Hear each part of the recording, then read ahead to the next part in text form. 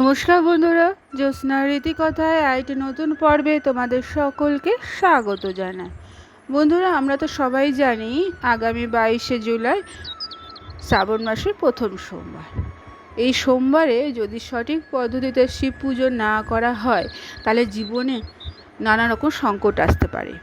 তাই কীভাবে পুজো করব প্রথম সোমবার এবং মহাদেবকে কি অর্পণ করব তা আজকে পুরো পর্বে জানতে পারবে।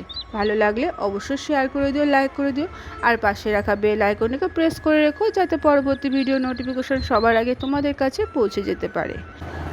বন্ধুরা, শ্রাবণ মাসে প্রথম সোমবার প্রচণ্ড গুরুত্বপূর্ণ। এই দিনে মহাদেবকে যদি সন্তুষ্ট করতে পারো তাহলে তোমাদের জীবনে সমস্ত মনস্কামনা পূর্ণ হতে পারে। তাই চলতি বছরে প্রথম সোমবার পড়েছে 22শে জুলাই। এই বছর মহাদেবকে এই বছর মহাদেবকে কীভাবে পুজো করবে তা আজকে পর্বে একটু জেনে নাও। ধরো, সকালবেলা ঘুম থেকে উঠে স্নান সেরে পরিষ্কার পোশাক পরতে হবে। তারপর মন্দিরে বা বাড়িতে শিব পূজার আয়োজন করো।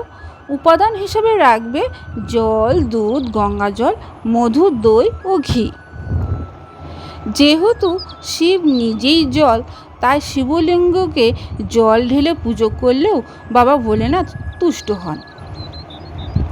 শিবের মাথায় জল ঢালার পর বেলপাতা, ধুতরা, আকন্দর মালা নিবেদন করবে। প্রদীপ জ্বালিয়ে আরতি করবে। পুজো শেষ হয়ে গেলে উপোস ভাঙতে পারো ফল খেয়ে। ভক্তি দিয়ে পুজো করলে জীবনের সমস্ত বাধা দূর হয়ে যায় এবং বাড়িতে সুখ, শান্তি, সমৃদ্ধি ফিরে আসে। তাহলে কীভাবে পুজো করবে তাহলে বুঝতে পারলে। এরপরে আমরা জানবো যে এই সোমবার দিন মহাদেবকে কি উপাদান অর্পণ করবে। প্রথমেই বলি, শিবলিঙ্গকে দুধ অর্পণ করা অত্যন্ত শুভ। কেউ যদি শারীরিক ও মানসিক সমস্যার মধ্যে দিয়ে থাকো তাহলে শিবলিঙ্গকে দুধ অর্পণ করলে স্বস্তি মেলে। গ্রহের বাধা নাশ করতে সরিষার তেল দিয়ে শিবলিঙ্গকে অভিষেক করো। সরষের তেল নিবেদনের সময় ওম নমঃ শিবায় জপ করতে হবে। সরষের তেল নিবেদন করলে মানুষ সর্বক্ষেত্রে সাফল্য লাভ করে। তৃতীয়ত, কালো তিল দিয়ে ভগবান শিবকে অভিষেক করা শুভ বলে মনে করা হয়। এটা বিশ্বাস যে ভগবান শিবকে এক মুঠো তিল নিবেদন করলে সমস্ত ইচ্ছা পূরণ হয় এবং অশান্তি দূর হয়।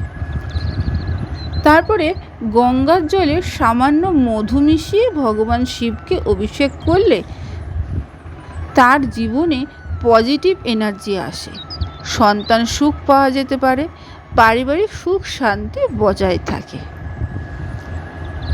সবার শেষে বলি, ভগবান শিবের পুজোয় ছোলার ডাল অর্পণ করা যেতে পারে। এক্ষেত্রে এইভাবে অভিষেক করলে সকল প্রকার ঋণ থেকে মুক্তি পাওয়া যায় এবং পুনরায় ঘরে সুখ ফিরে আসে।